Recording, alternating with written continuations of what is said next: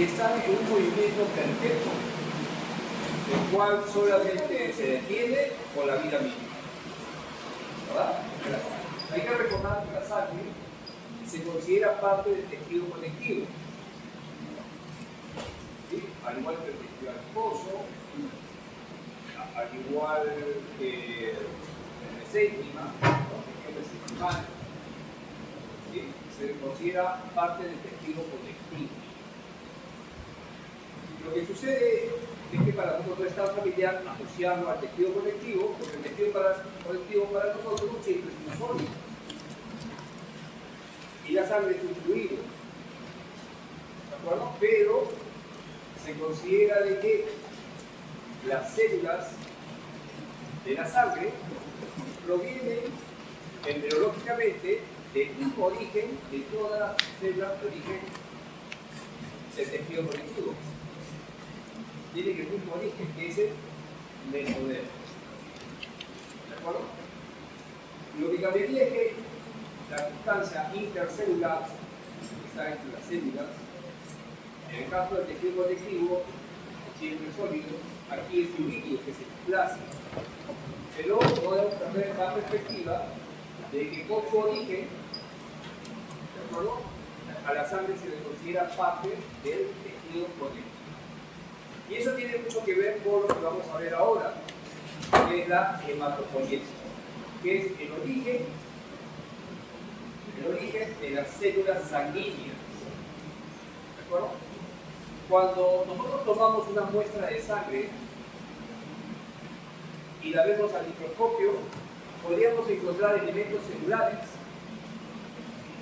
Esas células, ustedes la ven enumeradas aquí, ¿sí?, pertenecen a los glóbulos blancos en sus distintas formas. Están los polimorfos nucleares y los mononucleares. Los polimorfos nucleares deben su nombre a que el núcleo tiene varias formas. Y es porque el núcleo se está condensando y no siempre lo hace de la misma forma y aparentemente el núcleo tiene formas diferentes. El mononuclear tiene un solo núcleo. Bueno, eso es algo que seguramente ustedes ya lo saben. Muy bien, lo que ustedes tienen aquí son los glóbulos blancos en sus distintas formas. Los polimorfos nucleares, que son los neutrófilos, los basófilos y los eosinófilos. Y los mononucleares, que son los monocitos y los linfocitos, en sus dos variantes principales, que son los linfocitos. En la sangre, los únicos elementos celulares son los glóbulos blancos, porque los glóbulos rojos no son células. Surgieron de una célula, derivan de una célula que es el hemoplasma. Pero el glóbulo rojo no tiene núcleo y tiene organelas, y por lo tanto no es una célula. Pero su origen proviene de una célula. Al igual que las plaquetas en sí no son células, son fragmentos de citoplasma de una célula que se llamó beta-cariotina. Es así que el origen de todos ellos, sean células o no, termina siendo también células. ¿De acuerdo? Entonces la sangre tiene un componente celular. Muy bien. ¿Y acá? ¿Qué pasa?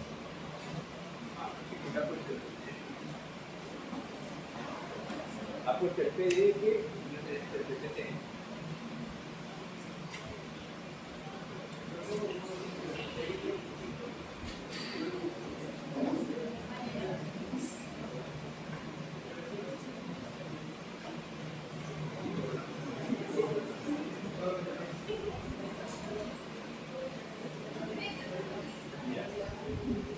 Bueno, todas las células que hemos mencionado tienen su origen en una única célula llamada la célula madre hematopoyética.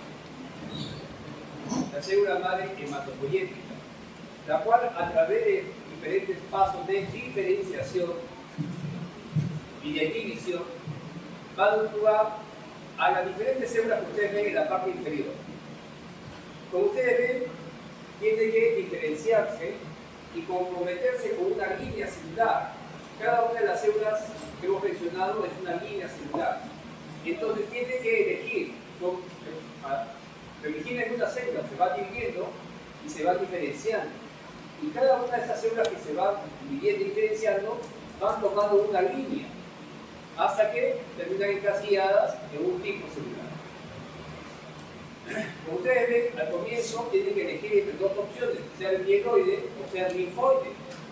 Los mieloides tienen todo su desarrollo en la médula ósea y los linfoides comienzan en la médula ósea y después van a los órganos linfoides como el timo, el vaso, los ganglios linfáticos para completar su desarrollo. ¿De acuerdo? Muy bien. Es fácil de recordar porque los linfoides solamente abarcan a los linfocitos y los mieloides son todas las otras células que hemos mencionado. Muy bien, y como ustedes ven, van dando diferentes pasos de diferenciación y van a dar lugar a las células plenamente diferenciadas. ¿Por qué se le llama célula troncal? Porque cuando se hace ese esquema de las diferentes funciones que tienen las células hematopoyéticas,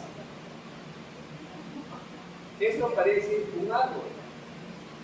Parece el tronco de un árbol, solamente que está invertido. Donde el tronco termina siendo la célula hematopoyética. De ahí su nombre de célula troncal o célula stem cell. Ahora, esta célula tiene una gran actividad mitótica. Se dice de que las células van a producir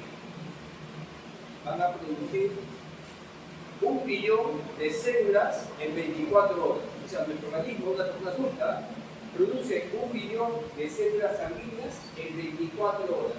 Esa es una gran cantidad, difícil para nosotros poder imaginar o dimensionar, ¿de acuerdo? Porque es una cantidad sumamente grande. Para que ustedes vean la actividad, ¿no? La actividad mitótica que tiene esta célula.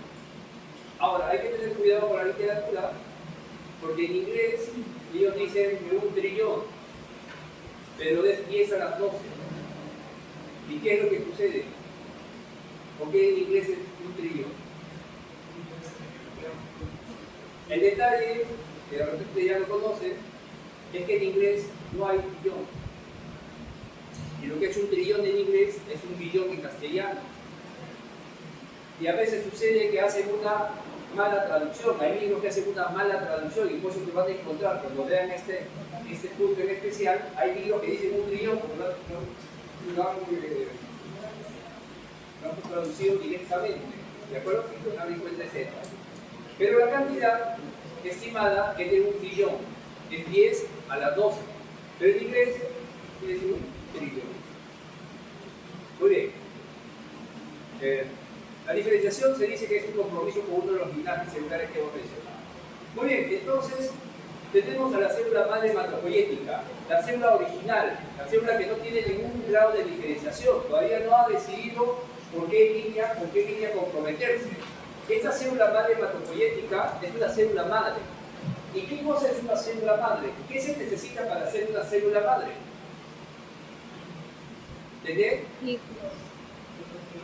Células hijas, claro, tiene que ser células hijas. Pero el tener células hijas no la convierte en célula madre, porque el nombre para esta célula es célula progenitora. La célula que tiene células hijas, que se divide, se le denomina célula progenitora, no célula madre. ¿De acuerdo? Es un requisito, sí, pero eso no la convierte en célula madre. Hay una característica especial que hace que una célula sea célula madre, además de dividirse, y es la capacidad de autorrenovación. Cada vez que la célula madre hematopoyética se divide, cambia. Es inevitable. Cada vez que se divide va cambiando. Y como se divide múltiples veces, entonces si la célula hematopoyética optara por dividirse, desaparecería. Porque en cada división la célula original desaparece, se convierte en células hijas. Y esta a su vez se divide, se convierte en otras células hijas. ¿De acuerdo? Y las células originales desaparecen. Y como también está cambiando, va a dar lugar a que si hace esto directamente, va a desaparecer la célula madre original. Entonces lo que tiene que hacer es dividirse y generar un clon idéntico a ella. ¿Para qué? Para que quede como reserva, idéntica, sin ningún cambio. Y ahora sí puede proceder a dividirse, porque ha quedado una reserva. Esta propiedad es la capacidad de autorrenovación, y es lo que distingue a las células madre en general. ¿De acuerdo? La capacidad de autorrenovación. Muy bien. Ahora, entonces ya sabemos que la célula madre tiene capacidad de división y tiene capacidad de autorrenovación. Pero las células madres también son de varios tipos. Y eso depende de qué cantidad de tejidos van a dar lugar. Y a eso le llaman la potencia celular. La capacidad o la cantidad de tejidos que puede generar una célula madre. Y entonces ustedes ven de que hay diferentes términos. La totipotencial, que generaría todos los tejidos. La pluripotencial, muchos. La multipotencial, varios. Oligopotencial, pocos. Y unipotencial, uno. La pregunta sería, ¿de qué tipo es la célula madre hematopoyética? Vamos a ver. ¿Qué cosa es la célula madre totipotencial? La que genera todos los tejidos. ¿Cuál es la célula que genera todos los tejidos? El embrión, el óvulo fecundado. ¿De acuerdo? El óvulo fecundado va a generar todos los tejidos. Es una célula madre, tiene capacidad de autorrenovación, tiene capacidad de autorrenovación. Es más, si yo o si alguien, inicialmente el óvulo fecundado se divide y ha generado su clon. ¿De acuerdo? Esto lo hace hasta que complete una módula de 8 células. Todas son idénticas. Todas las células son idénticas. De tal forma de que si se desprende una de estas células o la extraigo, podría yo obtener otro individuo idéntico. ¿De acuerdo? Y eso es lo que pasa con los gemelos. ¿Sí? O una de las formas de obtener gemelos. ¿Sí? Pero tiene que ser antes de que sean 8 células. Son idénticas todas ellas. Muy bien, entonces, ¿qué sucede? El óvulo fecundado es la célula madre totipotencial. Ahí está lo que me decía, ¿no? Los gemelos cada uno tiene inclusive su propia placenta, ¿no? Su propia membrana, su placenta. Muy bien. Ahora, conforme se va desarrollando, se va dividiendo, ahora comienza a diferenciarse y va a optar por dos grandes tejidos, el trofoblasto y el epiblasto. Ellas también tienen capacidad de autorrenovación, también conservan capacidad de autorrenovación y se consideran células madre. ¿De acuerdo? Muy bien, solamente que hay un detalle. Si ustedes extraen una célula de trofoblasto y lo pudieran cultivar, solo obtendrían la membrana y la placenta.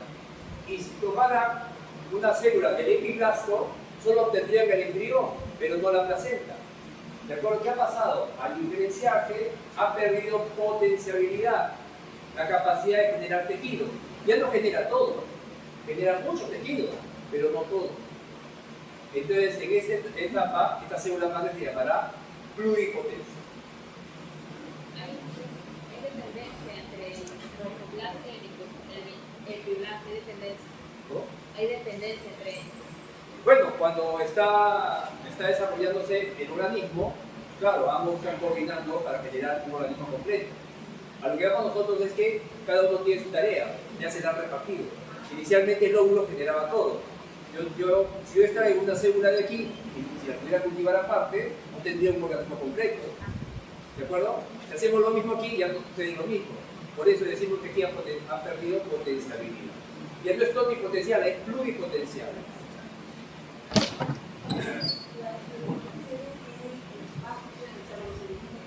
Al dividirse pierde potenciabilidad. Al dividirse se van diferenciando, es inevitable, van a dar un paso en la diferenciación. De repente es muy poco, ¿no? Pero cuando tienen una gran actividad va a ir dividiéndose y va a ir cambiando. ¿De acuerdo? ¿Ah? Las últimas ya no tendrían. Ya no tendrían capacidad. Ya que tienen todo lo que tienen. A ver. Muy bien. ¿Puede seguir esto? Sí puede seguir. Ustedes saben que el epiblasto va a dar lugar en la tercera semana a 3 capas celulares. ¿Sí? Siempre me acuerdo, tercera semana, 3 capas germinales. Lo que ustedes conocen como el endodermo, mesodermo y ectodermo. Y ustedes saben que el ectodermo da lugar a la piel y al sistema nervioso. Y el endodermo a las vísceras. ¿De acuerdo? Y el mesodermo aquí da lugar al tejido conectivo que hemos mencionado, que es más, al músculo de sus diferentes formas, liso, cardíaco, estriado. ¿Y qué más? Las células sanguíneas. Ahora, aquí es que el epiblasto se ha diferenciado en 3. ¿De acuerdo? Y cada una de ellas genera ahora una parte de los tejidos. Ha perdido potencialidad. Entonces, en este nivel estamos en la célula madre multipotencial. Ya no es pluri, ya no es toti, ahora es multi. ¿De acuerdo? Muy bien, entonces, pregunta, ¿de qué tipo es la célula madre hematopoyética? Sería una célula madre multipotencial mesodérmica. Porque multipotenciales hay 3.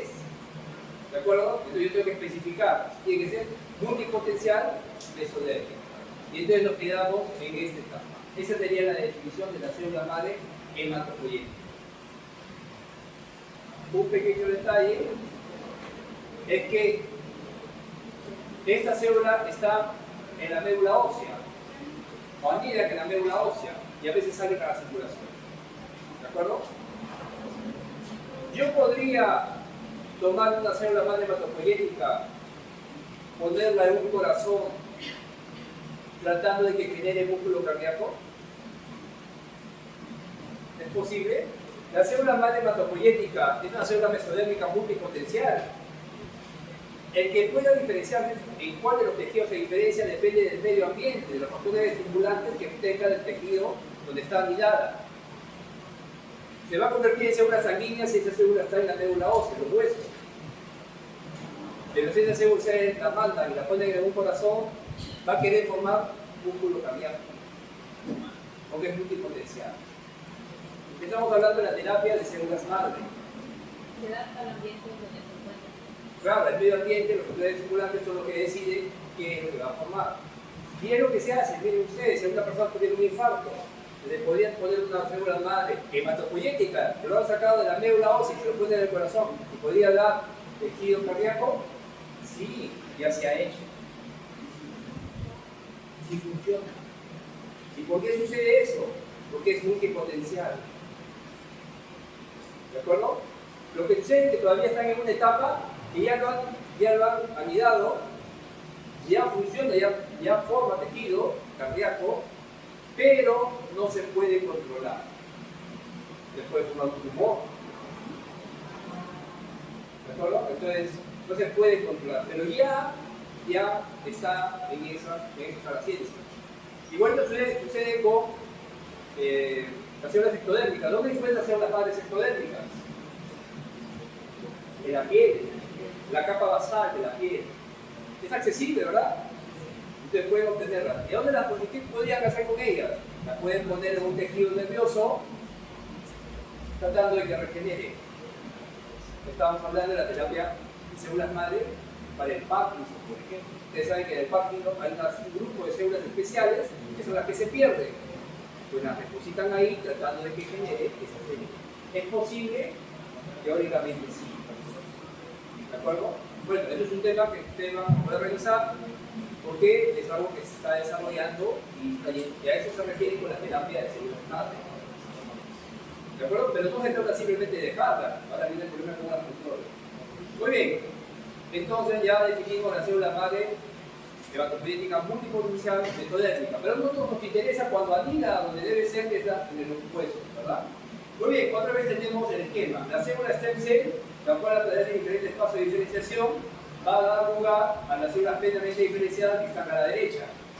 Pero en el camino va a convertirse en célula progenitora, célula precursora y célula plenamente diferenciada. Su primera decisión es qué línea va a seguir, mieloide o linfoide. Si se queda en la médula ósea va a ser mieloide, da lugar a todas las células excepto los linfocitos. Si se sale de la médula ósea y se va al timo o al vaso o a los ganglios, entonces va a dar lugar a linfocitos. ¿De acuerdo? Muy bien. Ahora, Miren que el stem cell ha pasado a ser célula progenitora. ¿Cuál es la diferencia entre una célula madre y una célula progenitora? La capacidad de regeneración. Muy bien, entonces aquí hay autorrenovación, aquí ya se está perdiendo. Se quedó con la capacidad de división, pero ya no de autorrenovación. Eso se llama célula progenitora. Ya ustedes tienen ahí las diferentes unidades formadoras de grandes colonias de liposblastos, ¿no? Y etcétera, varias cada una de las líneas tiene sus etapas de célula progenitora. Ahora, la capacidad de división también se va perdiendo, porque las células plenamente diferenciadas ya no se dividen. Entonces, ¿qué sucede? Aquí ya no tiene capacidad de autorrenovación, está perdiendo su capacidad de división, se está diferenciando, pero todavía no es una célula madura, todavía no funciona. Como todavía no funciona, es una célula precursora, se parece mucho ya a la célula diferenciada, pero no funciona porque es inmadura. Ese estadio es la célula precursora. Entonces, la célula precursora, siempre ustedes van a ver que tiene un sufijo que se llama blasto. Blasto. ¿De acuerdo? Linfoblasto, eritroblasto, megaloblasto. Blasto significa precursora. Y como definición, no funciona. Por eso es que encontrar blastos, cuando toman una muestra de sangre en un informe, se presenta que hay blastos, ahí hay un problema grave. Porque tiene células que no han madurado y están saliendo a la circulación. ¿De acuerdo? ¿Sí? Generalmente estamos hablando de las leucemias, las neoplasias, las células malignas. Comienzan a producir tantas células que comienzan a salir, pero no funcionan. Y por eso es que hay la paradoja que el paciente tiene miles, cientos de miles de leucocitos, pero el sistema inmunológico está deprimido. No sirve, pero no funciona. Muy bien, entonces ahí tiene las cuatro etapas. Stem cell, progenitora, precursora, célula plenamente diferenciada. Ahora, estas células madre hematopoyética, tienen una propiedad que es el estadio quiescente. ¿Por qué? Porque las células madre tienen que sobrevivir todo el tiempo que dure el individuo. ¿De acuerdo? Los glóbulos blancos duran unas cuantas horas. Entonces, toda su vida tiene que producir glóbulos blancos. ¿De acuerdo? Entonces, por ejemplo, ¿qué es lo que hace? Esas células que quedaron como un clon en autorrenovación tienen que preservarse. ¿Cómo las preserva? Las pone en estadio quiescente. ¿Y qué es el estadio quiescente? Bueno, con respecto a la división, en el organismo hay dos tipos de células. Las células que siempre se dividen y las células que no se dividen. Ustedes saben que las células que no se dividen, que es bien difícil que se dividan, están las células nerviosas, las células musculares. ¿De acuerdo? Y tienen en el otro extremo las células que siempre se dividen, las células de la piel, por ejemplo. Siempre están dividiendo, generando nuevas capas de piel. ¿De acuerdo? Entonces, en el organismo hay esa dicotomía, o se divide o no se divide. Bueno, hay un estadio en el cual la célula puede salirse del ciclo celular, no se divide, pero si se necesita, regresa al ciclo celular para dividirse. Entonces puede estar años, décadas sin dividirse, y en determinado momento regresa a dividirse. ¿De acuerdo? Muy convenientemente, para poder tener esas células, después de muchos años o décadas, tener todavía células madre. Este estadio quiescente se ve en el hígado. Si a una persona le extrae un fragmento de hígado, las células que están en el lecho van a percibir, van a detectar que falta algo ahí y comienzan a dividirse y a llenar el espacio. El hígado se regenera.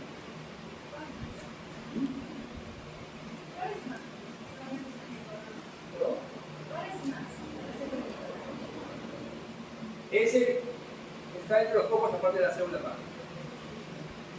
A otro, no recuerdo que den otro ejemplo de módulos regenerativos que se formen cuando se extrae. No, ¿qué otro tejido se recupera de esa energía? Porque el hígado no se divide. Si nunca tomaban ese fragmento, esas células nunca se dividían. Pero si le extraen ese pedazo, se divide y llenan el espacio. ¿De acuerdo? Pero no creo que haya otro ejemplo aparte de entrar en la célula nerviosa. La célula nerviosa no se divide. Si se lesiona, se queda aquí. Si no, imagínense cuánto. ¿No? Qué bonito sería, ¿no? Se regeneraría su cerebro, podrían regenerar su cerebro.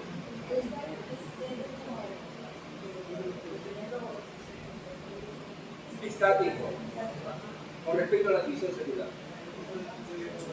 ¿De acuerdo? Depende de los factores estimulantes. ¿De acuerdo? Los factores estimulantes, el medio ambiente que le va a decir que en qué momento va a entrar la actividad. ¿De acuerdo? Esto de griego es interesante porque no sé si ustedes conocen en la mitología griega está la leyenda esta de Prometeo encadenado. ¿Conocen ustedes? Prometeo encadenado. Prometeo le entregó el fuego a los hombres. Y Zeus lo castigó y lo encadenó en una montaña, lo encadenó. Y mandó a un águila a que se comiera su hígado. Y el hígado al día siguiente volvía a regenerarse. Y el águila regresaba otra vez a comer su hígado. Ese era su castigo eterno. Pero qué misterioso, ¿no? Los griegos hablan de regeneración hepática en esa época. ¿No? Y nosotros venimos a redescubrir mucho de eso. Muy bien, ese es un manejo. Muy bien, entonces el estadio que es el. Tenemos tres características: capacidad de proliferación, actividad mitrótica, autorrenovación, estadio que es el. Otra característica importante es que las células madre hematopoyéticas no tienen marcadores específicos. ¿A qué le llaman marcadores de diferenciación? Los marcadores de diferenciación son moléculas que caracterizan un tejido. Por ejemplo, la miogenina es una molécula que solamente está en el músculo estriado. Si una célula encuentra miogenina, esa es una célula muscular. ¿De acuerdo? Aunque no se parezca. Si ya lo está formando es porque se está dirigiendo hacia esa línea. Entonces la molécula determina el tejido. ¿Sí? Es un marcador de tejido. Podemos saber a través de la molécula qué tejido es. Y entonces hay moléculas muy específicas de cada tejido. Ustedes lo ven aquí abajo. Pero la célula stem cell, como es la que está arriba, no ha decidido en qué diferenciarse, no tiene marcadores de diferenciación. Porque todavía no sabe lo que va a hacer. ¿De acuerdo? Ese es el concepto. Lo más cercano a eso es el CD34, que es una molécula que aparece, pero que la comparte con otros tejidos. Que la utilizan como marcador de diferenciación, pero realmente no tiene un marcador de diferenciación. Muy bien, este es el esquema que hemos visto, el stem cell, que va a dar lugar a las células madre, con su capacidad de autorrenovación. Se pierde la capacidad de autorrenovación, se convierte en célula progenitora, ¿no? Que tiene capacidad de división. Se pierde la capacidad de división, se convierte en célula precursora, gana capacidad funcional y se convierte en la célula plenamente diferenciada. ¿De acuerdo? Todos pasan por este paso. Muy bien, ahí ustedes tienen las características que hemos mencionado. ¿Sí? La población es muy escasa. Es muy escasa la población de células madre en la médula ósea. Sin embargo, es suficiente para mantener funcionando a la médula ósea. ¿De acuerdo? Muy bien. Ahora, ¿de qué depende su actividad? De los factores estimulantes que hay en el medio. ¿De acuerdo? Si tú extingues esos factores estimulantes, no va a poder diferenciarse. ¿Y dónde va a encontrar la célula madre hematopoyética estos factores? En los huesos. En el interior de los huesos. Nosotros conocemos como el hueso esponjoso. En estas cavidades del hueso esponjoso, ahí va a encontrar esos factores. Ahí va a estar la célula madre que se va dividiendo, todo esto se llena de células y a eso le llamamos la médula ósea roja. Médula ósea funcionante, médula ósea roja. Esto sucede hasta los 5 o 6 años porque en el adulto, lo que ustedes ven, lo único que queda son los focos que están en rojo. Lo amarillo se convierte en grasa. Los huesos largos se van a reemplazar la médula ósea roja con médula ósea amarilla, que no funciona. ¿Que puede regresar a hacer médula ósea roja? Sí lo puede hacer, pero normalmente no lo hace. ¿De acuerdo? Entonces, ahí ustedes ven que no todos los huesos, en un adulto, ¿verdad? En un niño pequeño sí, todo funciona. Pero en un adulto, no todos los huesos funcionan. La mayor parte de la sangre se forma en el eje central, la pelvis y la vértebra. Tienen que ustedes que entre esos dos ya tienen ustedes el 50% de la producción de células sanguíneas. Y en los huesos largos, ustedes ven solamente la parte proximal, porque los huesos largos no van a producir células sanguíneas. Muy bien. Si uno ve al microscopio la imagen de la médula ósea, van a encontrar que casi todas están formando glóbulos blancos. 3 de cada 4 células están formando glóbulos blancos.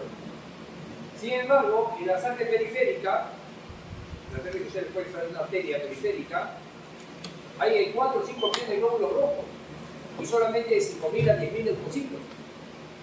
4 millones, 5 millones contra 5.000 a 10.000. Porque en la médula ósea es al revés. La sangre periférica hay más glóbulos rojos que glóbulos blancos, mucho más. Pero en la médula ósea es al revés. Hay más glóbulos blancos que glóbulos rojos. Todo está yendo a formar glóbulos blancos. ¿Por qué? Porque los glóbulos blancos solamente viven unas cuantas horas. Los glóbulos rojos viven 120 días. Entonces la tasa de recambio de los glóbulos blancos es muy activa. Para mantener esa baja concentración de glóbulos blancos están produciendo cantidades muy grandes permanentemente. Y por eso es que tienen esta imagen. Como ve, que está todo lleno de células de las líneas de los leucocitos. ¿De dónde obtienen una muestra de médula ósea? Bueno, la médula ósea se puede obtener para fines médicos, para estudiar que hay una neoplasia, por ejemplo, necesitan una muestra de médula ósea para ver si dónde están formando los blastos. O también para cultivos microbiológicos. Hay bacterias que les gusta depositarse en la médula ósea. Entonces está la tifoidea y la brucela. Y entonces, para hacer un cultivo de esa bacteria, tienen que obtener una muestra de la propia médula ósea. ¿De dónde la van a obtener? En un adulto no pueden usar en cualquier sitio. No la van a encontrar. ¿De acuerdo? Entonces, ¿dónde lo obtienen? Hemos visto el eje central, ¿verdad? La cresta ilíaca posterior. ¿Sí? Ustedes se pueden palpar. Ahí, en la cresta ilíaca posterior, van a encontrar que ahí está la piel, tejido celular subcutáneo y ahí está el hueso. Es muy accesible y es muy celular. ¿De acuerdo? El otro sitio es el esternón. También pueden usar el esternón. ¿Sí? Pero ahí tiene que tener un tope, la aguja, porque si se pasa, ahí queda todo. ¿De acuerdo? Muy bien. Pero no pueden usar, el mensaje es que no pueden usar en cualquier sitio. ¿De acuerdo? Menos tiene un hueso largo. En un adulto. Bueno, en la médula ósea ustedes van a tener lo que le llaman el nicho adecuado, donde están todos los factores estimulantes en un solo sitio, donde va a llegar la célula madre hematopoyética y encuentra todos esos factores, ese medio ambiente y comienza a dividirse. Porque si va a otro sitio no puede formar huesos, no puede formar los células sanguíneas. ¿De acuerdo? Pero no lo encuentra. ¿De qué factores estamos hablando? En lo que respecta a las células, necesita de estas 5 células que estén presentes. Los fibroblastos estromales, los osteoblastos y los osteoclastos, los adipocitos, las células grasas, y los macrófagos. Como necesita osteoblastos y osteoclastos, ¿dónde va a encontrar esos osteoblastos y esos osteoclastos? ¿Dónde los encuentra? Solo los encuentra en el hueso, no los encuentra en otro sitio. Por eso es que es muy difícil que haya hematopoiesis fuera de los huesos. ¿De acuerdo? Ustedes tienen ahí la hematopoiesis, una vez que maduran, tratan de migrar hacia el torrente vascular para salir a la circulación. Muy bien. Pero vamos a ver ahora el periodo, este es de hematopoiesis a lo largo de la vida, inclusive la gestación. ¿Qué sucede? En el adulto, ustedes ven el nacimiento, aquí está el adulto, el nacimiento, y ustedes saben que aquí se va a formar los huesos. Pero cuando el niño recién se está formando, es un embrión, no hay huesos. Todavía no se han formado. Los huesos recién se forman a partir del cuarto mes. Entonces, ¿dónde se forma la sangre cuando es embrión? En el saco vitelino. En el saco vitelino. Ustedes ven aquí, ¿no? Cuando se forma el embrión, este es el saco vitelino. Lo que va a suceder es que en el mesodermo, ¿entienden? Cuando el embrión se forma, en la parte dorsal va a quedar una columna de células del mesodermo embrionario, que no se va a diferenciar, queda como mesodermo. De ese mesodermo va a migrar las células al saco vitelino. Y van a vivir ahí 2 meses. Van a dividir, formar la sangre 2 meses y después el foco se apaga. ¿Quién lo reemplaza? El hígado. Otra vez lo mismo. Desde el mesodermo va a migrar, desde el tejido del mesodermo va a migrar hacia el hígado, y ahora el hígado es el que va a formar la sangre. Porque hay células mesodérmicas en una segunda oleada que van a colonizar el hígado para que forme sangre. Y lo va a hacer. Pero hay una tercera oleada, que es la que va a los huesos, ¿no? Y es ahí donde se comienza a formar la sangre en la médula ósea. Conforme la médula ósea toma esa actividad de producir las células sanguíneas, entonces el hígado deja de producir. ¿De acuerdo? Y la batuta la tiene la médula ósea. ¿De acuerdo? Hay 3 etapas. El periodo mesoblástico, que es el periodo embrionario, que corresponde al saco vitelino, el periodo hepático, cuando es feto, y el periodo mieloide, cuando lo hace con la médula ósea. Cuando el niño nace, todo funciona. Pero ustedes ven que a partir de los primeros años, la curva desciende. ¿Y por qué desciende la producción? Porque los huesos largos dejan de producir. Ustedes ven aquí, este es el acumulado, ¿verdad? Pero aquí comienza a dejar de producir sobre todo los huesos largos. Y entonces, como producto de la maduración y el envejecimiento, cada vez se producen menos células sanguíneas. Porque la médula ósea roja se va reemplazando con médula ósea amarilla. ¿De acuerdo? Siempre hay esa tendencia a la limpieza. Muy bien. Entonces, eso es con respecto en general a la sangre. Ahora vamos a ver los glóbulos rojos. Los glóbulos rojos. Muy bien, este es el gráfico que habíamos visto. Hay que ver solamente la línea de los glóbulos rojos. Los glóbulos rojos plenamente diferenciados también pasan por los 4 estadios: stem cell, célula prescriptora, precursora y célula diferenciada. Entonces, comienza con el stem cell y va a dar lugar a la célula mieloide. La mieloide va a formar la BFV, que es la unidad formadora de grandes colonias. B viene de big, ¿de acuerdo? Unidad formadora de grandes colonias. Está en inglés, ¿de acuerdo? Pero B está big. ¿Por qué grandes colonias? Porque como tiene gran capacidad de fisión, cuando lo ponen en una placa Petri para cultivarla, ponen una célula y la cultivan, se forman unas colonias muy grandes. Lo que eso significa que se ha dividido muchas veces. Por eso es que una sola célula, en 14-16 días, va a dar lugar de 30.000 a 40.000 células. Una sola célula.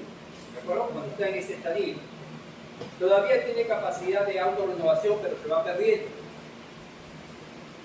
Después va a convertirse en la unidad formadora de colonias pequeñas, para hacer la contraparte de la anterior. Estas ya no tienen capacidad de autorrenovación y van a depender de la eritropoyetina. Bueno, depende del eritropoyetina. Si no hay eritropoyetina, estas células mueren. Ahora, después de que es célula progenitora, pasa a ser célula precursora con el eritroblasto. Y el eritroblasto tiene 3 estadios: basófilo, policromatófilo y ortocromático. ¿Qué es lo que va a dar lugar? Ustedes ven aquí en el gráfico qué es lo que va a suceder, va a dar lugar glóbulo rojo. ¿Qué es lo que necesita para una célula para convertirse en glóbulo rojo? ¿Qué es lo que tiene el glóbulo rojo? Hemoglobina. Está lleno de hemoglobina, que es una proteína, ¿verdad? Está lleno de hemoglobina. Entonces, se prepara para la producción de esa proteína que es hemoglobina. Acumula ácidos nucleicos, acumula ribosomas, y eso le da una característica de ser un citoplasma muy ácido. Y lo ácido, dentro de las coloraciones que se usan, se vuelve azul. Lo azul, dentro de las coloraciones usuales, es algo que es ácido. Entonces, y a esa coloración le llaman basófilo. Eso representa. Entonces, basófilo es ácido por los ácidos nucleicos y los ribosomas, porque se está preparando para la producción en cantidad de la hemoglobina. Cuando comienza a producir la hemoglobina roja, y citoplasma es azul, se mezclan los dos colores y dan diferentes tonalidades. De ahí su nombre que es policromatófilo. Primero era basófilo, ahora es policromatófilo. Y después se convierte ya, se queda como de color rojo, porque se llenó de hemoglobina. Entonces ahora es ortocromático. ¿Qué significa orto? Orto se refiere a que es verdadero, el color definitivo. Entonces esta denominación de los eritroblastos apela a su coloración: basófilo, policromatófilo y ortocromático, de azul hacia el rojo. ¿De acuerdo? Muy bien. ¿Y qué está pasando con el núcleo? El núcleo, una vez que ya sintetiza la hemoglobina, condensa el núcleo, lo inactiva, o las gallenas lo condensa, y cuando pasa a ser reticulocito, elimina las gallenas y el núcleo. Solo le queda los ácidos nucleicos, que le dan un aspecto que hubiera una red en el interior. Por eso se llama reticulocito. ¿De acuerdo? De reti, que significa red. Después pierde esos ácidos nucleicos y se queda como glóbulo rojo. Entonces, ¿qué cosa es el glóbulo rojo? Es una célula, es un derivado de una célula que se llamó eritroblasto, pero ella no es una célula. ¿De acuerdo? El glóbulo rojo ya no es una. Se podría decir que es un saco de membrana plasmática con una gran cantidad de proteína que se llama hemoglobina. En circulación solamente vamos a encontrar reticulocitos y glóbulos rojos. El 0.5 al 1.5% son reticulocitos, y del 98.5 al 99.5 son glóbulos rojos maduros. Hay una diferencia entre ellos, y es que el reticulocito tiene un exceso de líquido, es como una pelota inflada, y el glóbulo rojo maduro es un tipo bicóncavo. Pero vamos a ver. Bueno, aquí también tienen otra vez esquema. Bueno, si solamente estos dos están en circulación, significa que en circulación no hay glóbulos rojos nucleados. ¿De acuerdo? Los reticulocitos es la forma joven de los glóbulos rojos maduros. El que haya mayor cantidad de glóbulos rojos o de reticulocitos significa que hay mayor producción, porque están saliendo formas más jóvenes en mayor cantidad. ¿Sí? ¿Puedo salir un momento? ¿Puedo salir un momento? ¿Sí? Gracias. ¿Y qué significará observar glóbulos rojos nucleados en sangre periférica? ¿Cuándo sucede esto? Miren ustedes, normalmente casi todo es glóbulo rojo maduro. Hay pocos reticulocitos, que es la forma joven. Si aumenta la forma joven significa que hay mayor producción, porque al haber mayor cantidad también aumenta la cantidad de reticulocitos. Y además comienzan a salir antes, porque hay una necesidad, el organismo lo entiende así. Pero ¿qué sucede si además de esto encuentro nucleado? El glóbulo rojo nucleado sería una forma más joven de reticulocitos. Y eso significa que hay una mayor producción todavía. Es como en la guerra cuando mandan a los jóvenes maduros, a los jóvenes, y si ya les soldados mandan a los niños, igualito acá. Nos mandan acá, se necesita el glóbulo rojo, generalmente el cuerpo que está sangrando. ¿De acuerdo? ¿Qué hace? Comienza a producir más. Y como se necesita glóbulos rojos, ya no importa que no estén maduros, comienzan a salir los reticulocitos. Y si eso es extremo, el organismo ¿qué hace? Comienza a liberar los glóbulos rojos nucleares. Porque se necesitan glóbulos rojos. Entonces, ¿qué significa eso? ¿Qué significa el encontrar formas jóvenes? Que hay mayor producción. Generalmente la mayor producción es porque hay mayor esperma, pero realmente solamente podemos decir que hay mayor producción. ¿De acuerdo? Los glóbulos rojos maduros no encajan. Los glóbulos rojos nucleares. Muy bien, acá tiene el ejemplo, otra vez lo mismo, desde el eritroblasto, basófilo, policromatófilo, que ha generado la hemoglobina, se convierte en monocromático y es rojo, ¿no? Elimina el núcleo de las organelas y se convierte en glóbulo rojo al rojo. Todo esto depende de la eritropoietina. Ustedes ven aquí. Y lo que les había mencionado. ¿Qué cosa hace la eritropoietina? La eritropoietina, cuando una persona le inyecta la eritropoietina, aumenta los niveles de glóbulos rojos. Y se dice que aumenta su producción, pero realmente la eritropoietina lo que inhibe es la apoptosis. Hay una muerte celular programada. ¿De acuerdo?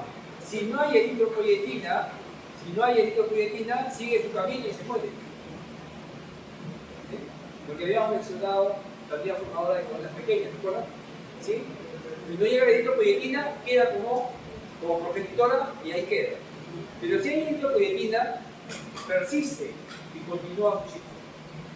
¿De acuerdo? Entonces, más que estimular la producción, lo que hace es inhibir, es un factor de supervivencia.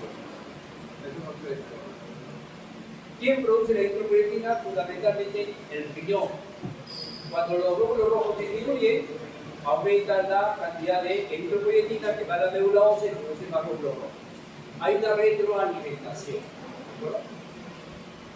Cuando sube, inhibe la producción y se detiene la producción. ¿Perdón?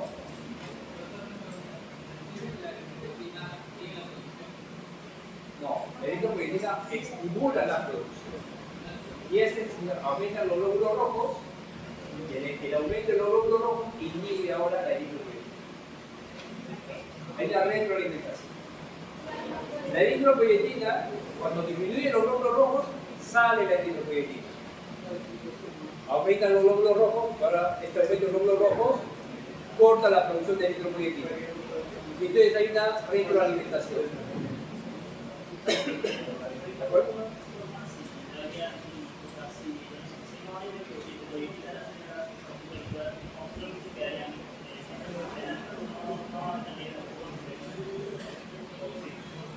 Estaría en apoptosis. Si no hay eritropoietina, las células que están produciendo están en apoptosis, ya no son más células aquí.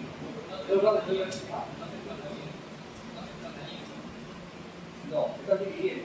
Entonces están pasando de clonación. Clonación era la célula madre hematopoietica cuando hay autorrenovación. Acá se están dividiendo y se están diferenciando. Se divide y se diferencia. Aquí está. El único que ya no se divide es el monocromático, porque el núcleo ya se condensó, ya se inactivó.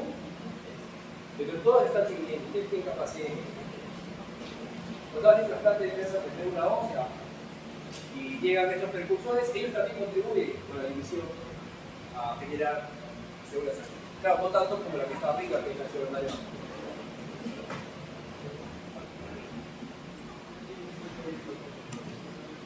Ya, bien, entonces,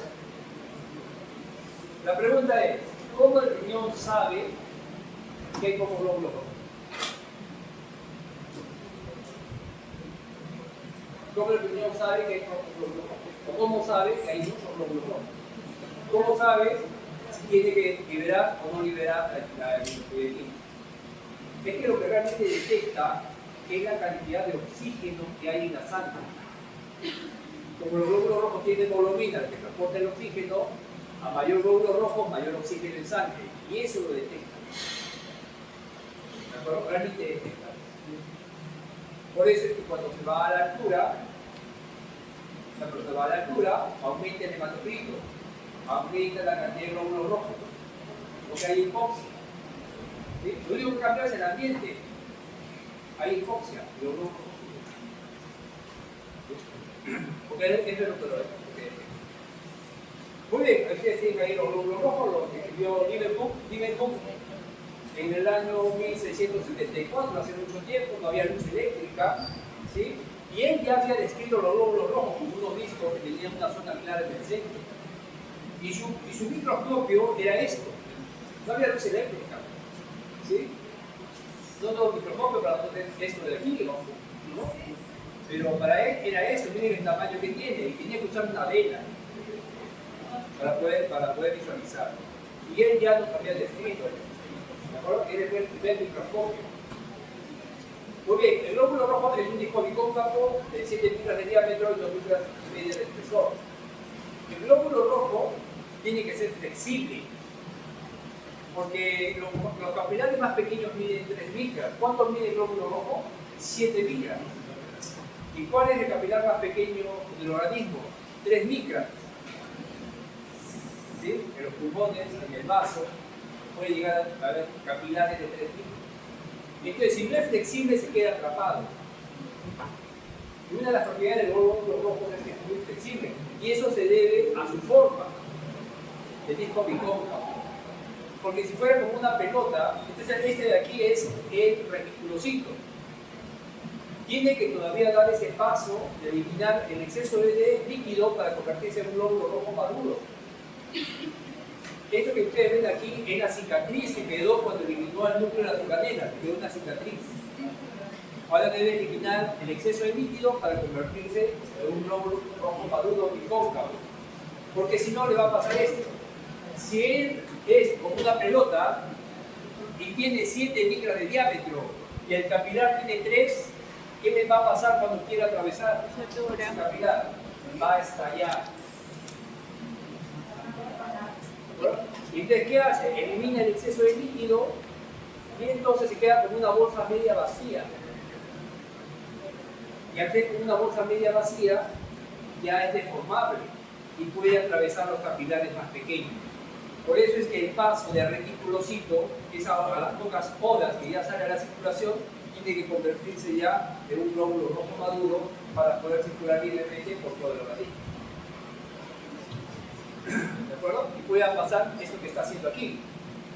¿De acuerdo? En que el glóbulo rojo tenga esta forma es porque hay un exceso de membrana con respecto al contenido. Sí. Si llegara a pasar eso, ¿qué es? Si se rompe. ¿Qué pasaría si la hemoglobina se rompe? ¿Qué va a pasar? Sale la hemoglobina en la circulación. La hemoglobina, por su peso molecular, por su pequeño tamaño, va a ser filtrada por los riñones y se va a perder. Y eso le llaman hemoglobinuria. Cuando una persona patológicamente tiene hemólisis, que es la ruptura de los glóbulos rojos, hay enfermedades que causan hemólisis, uno de los signos es la hemoglobinuria, hemoglobina en la orina, y se ve, tiene una rojiza. ¿De acuerdo? No son glóbulos rojos, ¿no? Es hemoglobina. Porque filtra, por el pequeño tamaño que tiene, pasa. Pero ese no sería el problema principal. El problema principal es que la hemoglobina es tóxica para todas las células.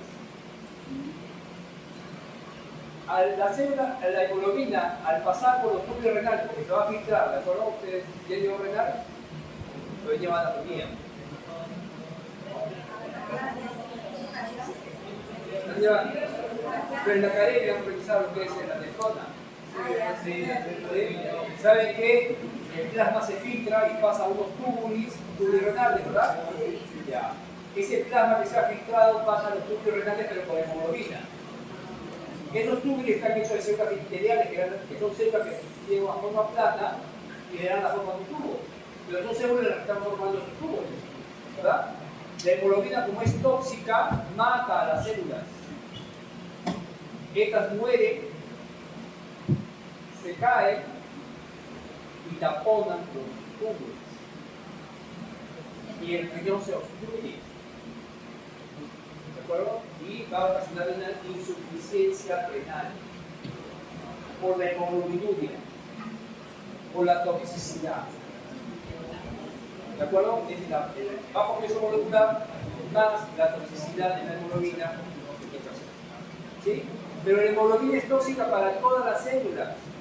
Lo que pasa es que ahí están forzando el contacto con el túbulo renal. A ver, cuando ustedes hacen un experimento, dos animales, dos ratoncitos, en uno toman una arteria del cerebro y la amarran, lo obstruyen, ocasiona una isquemia, que hay una lesión cerebral. En el otro agarran un vaso similar y lo rompen.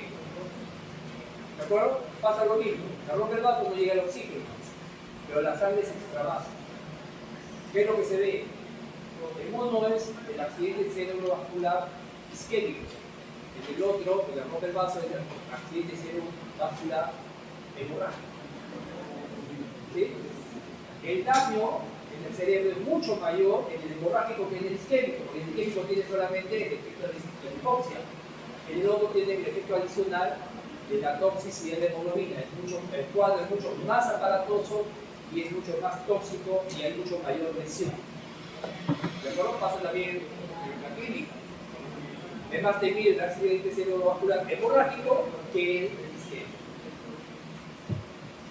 ¿De acuerdo? Otro caso. Cuando una persona tiene sangrado digestivo, ¿no? Y después ¿qué va a suceder con esa persona que tiene sangrado digestivo?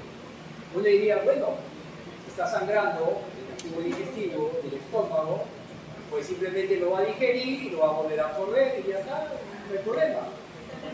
Pero no sucede eso. ¿Qué pasa? No lo puede digerir. Lo va a absorber, lo va a expulsar, la hepatitis. ¿Por qué lo va a expulsar? Porque es tóxico, es irritante, no lo soporta. Y por eso son evidencias, ¿no?, de que la hemoglobina, cuando se libera, es tóxica. Por eso es necesario que la hemoglobina esté dentro del glóbulo rojo. ¿De acuerdo? Para eso ha sido diseñada. La hemoglobina no puede estar suelta. Por eso es que el organismo se cuida de que los glóbulos rojos no se rompan. ¿Puede haber alguno que se rompa? Sí. Cuando la válvula cardíaca se cierra, accidentalmente puede atrapar a alguno, pero es un accidente, ¿no? Cuando uno pisa, cuando corre, también puede quedar atrapado, justamente en la zona donde se está presionando y se rompe el glóbulo rojo. Pero son cosas mínimas. Pero como evento masivo es algo que el organismo siempre ve. Por eso es que, lo que habíamos mencionado, este paso es necesario. Y debe mantener la flexibilidad de los glóbulos rojos. Muy bien. Ahora, ¿los glóbulos rojos para qué sirven? Para el transporte de oxígeno. El transporte de oxígeno. ¿Qué sucede? El oxígeno es insoluble en el agua. El oxígeno es insoluble en el agua. Entonces, ¿qué pasa? El aparato respiratorio lo capta, pero él no puede simplemente difundir a la sangre, porque la sangre está hecha fundamentalmente de agua. El plasma es básicamente agua. Entonces, ¿qué sucede? El oxígeno no puede ser captado por la sangre. Tiene que haber un transportador. ¿Quién es ese transportador? La hemoglobina. ¿Sí? Ustedes ven acá. En la capacidad, la profundidad del oxígeno es esto: 0.03 mililitros de oxígeno por decilitro de sangre por milímetro de mercurio. En los pulmones hay 100 milímetros de mercurio de presión. Un decilitro de sangre son 100 centímetros cúbicos. Tomen un volumen de 100 centímetros cúbicos en los pulmones que hay 100 milímetros de mercurio. ¿Cuánto oxígeno se disuelve en el plasma? 0.003 por cada milímetro de mercurio. Como hay 100, se multiplicaría. ¿De acuerdo? ¿Cuánto es lo que se va a disolver? 0.3. ¿Está bien? ¿Sí? ¿Está bien? ¿Se entendió esta parte? A ver, queremos saber cuánto oxígeno se va a incorporar a la sangre espontáneamente. Ustedes ven que llega, este es el alveolo. Hay una presión de 100. ¿Cuánto oxígeno se va a incorporar? Depende de su coeficiente de solubilidad. ¿Qué dice el coeficiente? Por cada milímetro de mercurio, en un decilitro de sangre, se va a incorporar 0.03 mililitros de oxígeno. Y entonces tomamos un decilitro, que son 100 centímetros cúbicos, ¿sí?, que está a 100 milímetros de mercurio. Como esto es por cada milímetro, acá hay 100. Entonces, por cada milímetro de mercurio hay 100, ¿verdad? Lo multiplicamos por 100, me da 0.3. O sea, en un decilitro que está a 100 milímetros de mercurio, hay 0.3 mililitros de oxígeno. ¿Está bien? ¿Se entendió? ¿No? ¿Sí? ¿Bien? ¿Más o menos? ¿Ah? ¿Está bien? Seguimos. ¿Ah? ¿Entienden el coeficiente? Le dice, por cada milímetro de mercurio de presión, se va a incorporar esta cantidad de oxígeno en un decilitro de líquido. Entonces tomamos el decilitro de líquido. Pero hay 1 milímetro de mercurio, no, hay 100. Entonces lo multiplicamos por 100. ¿Cuánto se va y cuánto oxígeno habría? 100 por esta cantidad. ¿De acuerdo? Sería 100 milímetros de mercurio, esto por esto. Se anulan los milímetros de mercurio. Entonces sería 0.3 mililitros de oxígeno por decilitro de sangre. En un decilitro, 100 centímetros cúbicos, hay 0.3 mililitros de oxígeno. ¿Cuánto se necesita? 5 mililitros de oxígeno en reposo. En reposo. Bueno, la actividad es mucho más, pero como mínimo 5 es totalmente insuficiente. ¿Por qué sucede esto? Porque el plasma es agua y el oxígeno es insoluble. O sea, no se incorpora, es rechazado, es repelido. No puede incorporarse. ¿Sí? ¿Han visto? Bueno, sería. ¿Han visto las telas esas que son impermeables? Que les echan agua, rebotan, algo así, pero con el oxígeno con el agua. Que le echan peroxígeno y no, lo rebotan, no quiere. Algunas quedan, sí, algunas quedan, pero son muy pocas. Eso es lo que dice la solubilidad, no se puede incorporar. Entonces, ¿qué se necesita? Un transportador de hemoglobina. Y de hemoglobina, cada gramo de hemoglobina puede transportar 1.34 mililitros de oxígeno. Cada gramo. Ahora, una persona puede tener cuánta hemoglobina tiene. Más de 13 es normal, adulto, ¿no? Para un adulto. Estoy hablando. Y en este caso tiene 15. ¿Cuánto oxígeno puede transportar esta sangre? Si un gramo transporta 1.34 y él tiene 15 gramos por decilitro, ¿cuánto puede transportar? Multiplicamos. 20. ¿Cuánto es? 20. ¿Se dan cuenta? ¿Cuántos son los requerimientos? 5. Ese fue para aquí. ¿Qué es lo que ha hecho la hemoglobina? Solubilizar el oxígeno. Solubilizar el oxígeno para que sea transportado. Ahí tiene el ejemplo. La capacidad de transporte de la sangre es la suma de lo que puede transportar el plasma y lo que puede transportar la hemoglobina. Y casi todo es de hemoglobina, miren. En total es 20.4 de un decilitro. Pero ¿cuánto transportaba la hemoglobina? 20.1. Y lo que transporta la sangre del plasma, 0.1. Entonces todo es por hemoglobina. Tanto así que si ustedes reducen a la... ¿Qué pasaría si ustedes reducen a la mitad de hemoglobina? Reducen a la mitad el transporte, porque todo se transporta, es la mitad del transporte de oxígeno. Y se ha reducido a la mitad del transporte de oxígeno. Porque casi todo se transporta por la hemoglobina. ¿De acuerdo? Ese es el... Profesor, ¿así podría venir en el examen? ¿No? Así podría venir en el examen. Hacer eso. Los cálculos. No, generalmente no les pongo operaciones. Teoría. Concepto. Pero eso es solamente para demostrar lo mismo que tiene la anemia. En anemia, entonces, ¿cuál es el problema del anémico?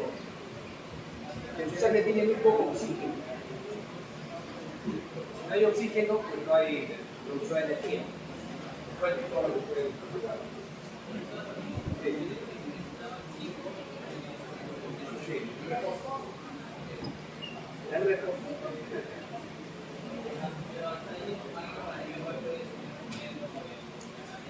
Pero, claro, quiere hacer actividad. Pero cada técnico se puede hacer reposo, cada técnico quiere trabajar. ahí le falta la fuerza. Muy bien, entonces ahora vamos a entrar en el siguiente tema. Lamentablemente no tenemos mucho tiempo. Tenemos que entrar en los temas.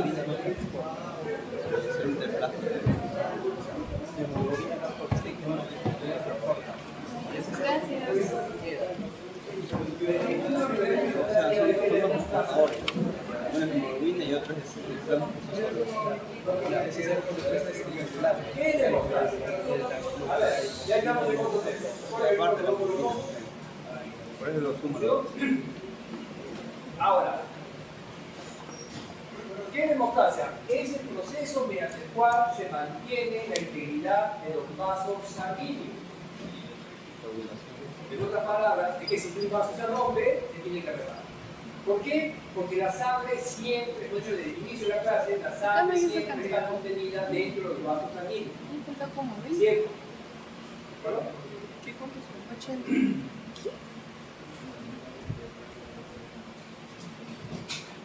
Hemos visto nosotros, todo el mundo tiene una herida, la cual evidentemente está sangrada, ¿sí?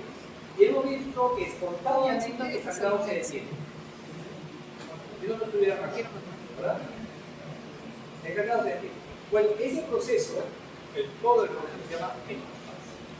Luego, tiene 4 etapas: la vasoconstricción, la lesión y agregación plaquetaria, la coagulación y la fibrinólisis. ¿De acuerdo? Todas se inician en el mismo momento. Lo que pasa es que tiene periodo de latencia. ¿De acuerdo? Todas se inician, uno tiene periodo de latencia más largo que otras, y pues aparentemente es una secuencia. Pero no, todos se inician en el mismo momento. Lo primero que se observa es la vasoconstricción. Disminuir el flujo. El vaso que se rompe, se contrae para que el flujo se vaya por otros vasos, si no se pierda.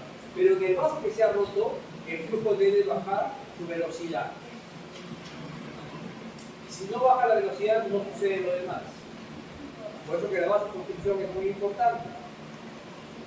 Ahora, una vez que ya hay vasoconstricción, se forma el tapón plaquetario.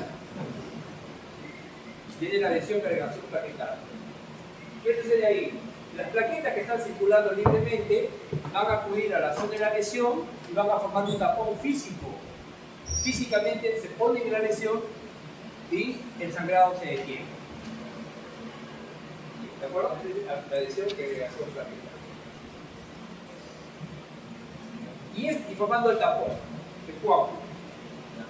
Ahora, el coágulo, sobre este coágulo va a venir la fase de la coagulación. ¿Por qué la fase de la coagulación? Porque el tapón, la unión del tapón con la matriz endotelial es muy débil. Y el flujo puede arrancar el tapón completo por partes y la persona volver a sangrar.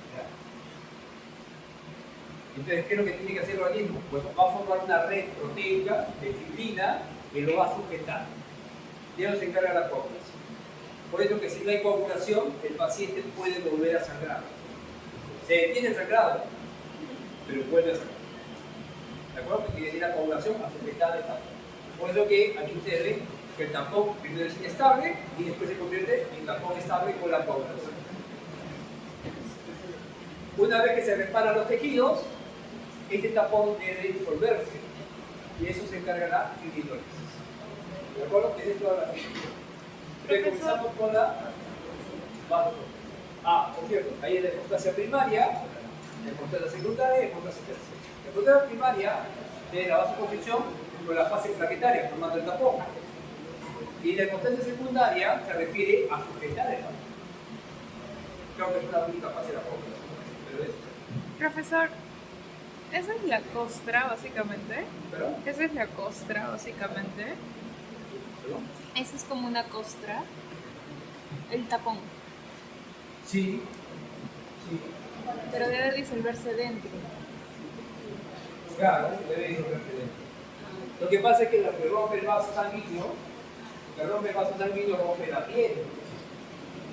Entonces hay también hay una cicatrización de los tejidos que están en el percurso, ¿no? Entonces, claro, uno ve la cosa, pero la sangre que también ha salido y se ha coagulado. Pero no es que la sangre aquí esté reparando nada. La sangre está reparando acá. Claro, porque cuando la costra sale, se va por fuera. No, lo que pasa es que todo se mezcla. Todo se mezcla con la zona, está la zona cruenta, con los tejidos, ¿no? Con todo lo que se ha roto, ahí se forma esa costra.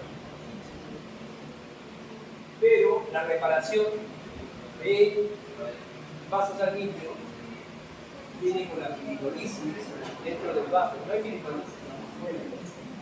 Acá ya es otra cosa, es reparación del tejido, la piel, el músculo, o el tejido que sea. Ahora, el coágulo, puede el coágulo acá sí, porque la sangre está base forma coágulo, sí, pero no es puro. Ahorita lo vamos. Muy bien, entonces comenzamos con la vasoconstricción. Habíamos dicho que tiene dos objetivos. El primer objetivo es disminuir la velocidad, derivar la sangre a otros vasos, ¿no? Y disminuir la velocidad. Si no se disminuye la velocidad, no sucede lo demás, y es decir, que el resultado no se detiene. ¿Sí? La vasoconstricción obedece a tres mecanismos: miógeno, nervioso, mural. Para que un vaso se contraiga, ¿qué necesita? Que tenga un músculo liso. Cuando algo lesiona el vaso sanguíneo, lesiona el músculo liso y este se contrae de forma refleja. Pero el músculo liso también tiene nervios. Entonces, lo que lesiona el vaso puede lesionar los nervios. Y ahora se contrae, pero en forma refleja, pero por estímulo nervioso.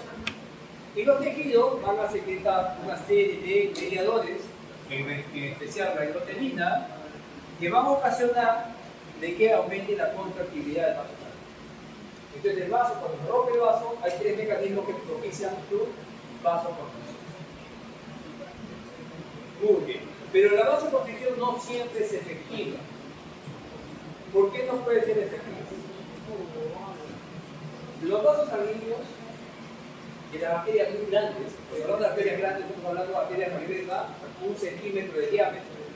Entonces, empieza a estar la aorta, la arteria femoral, la arteria.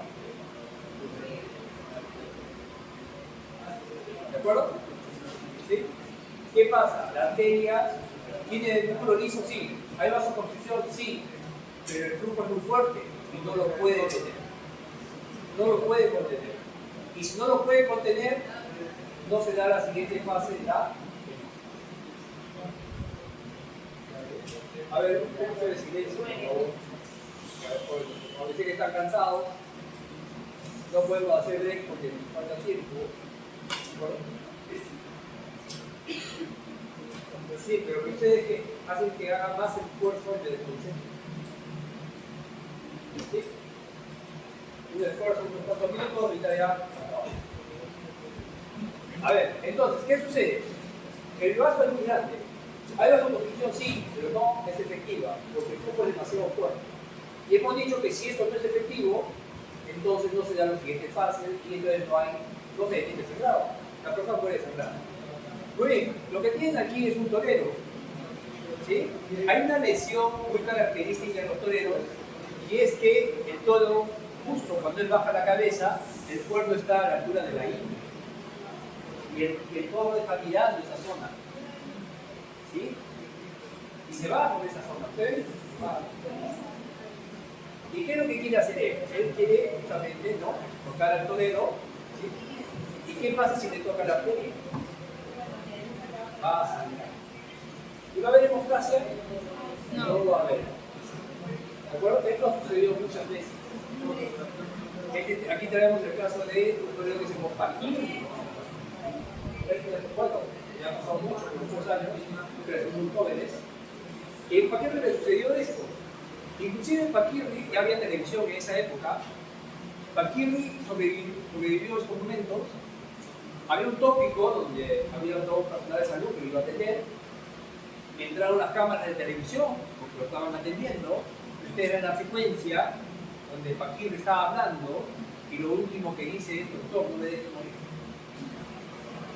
Y se murió. Se murió. ¿Qué pasó con Paquito? Paquito tenía 18 o 20 años. Era muy joven. Un torero muy famoso. Pero muy joven.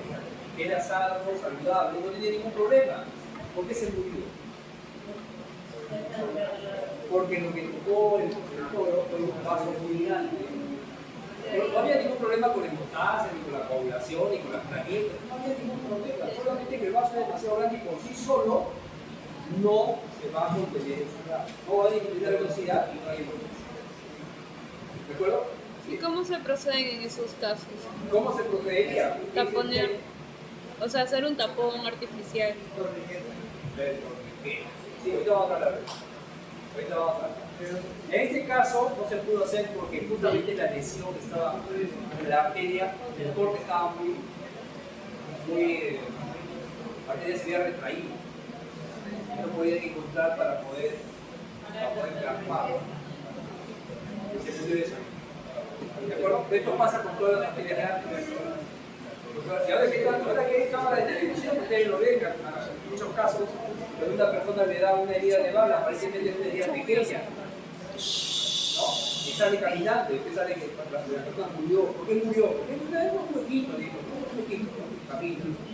¿Sí? Pero usted sigue sangrando y sigue sangrando. No, ¿de qué se hace ahí? Lo que se ha dicho, se hace un torniquete.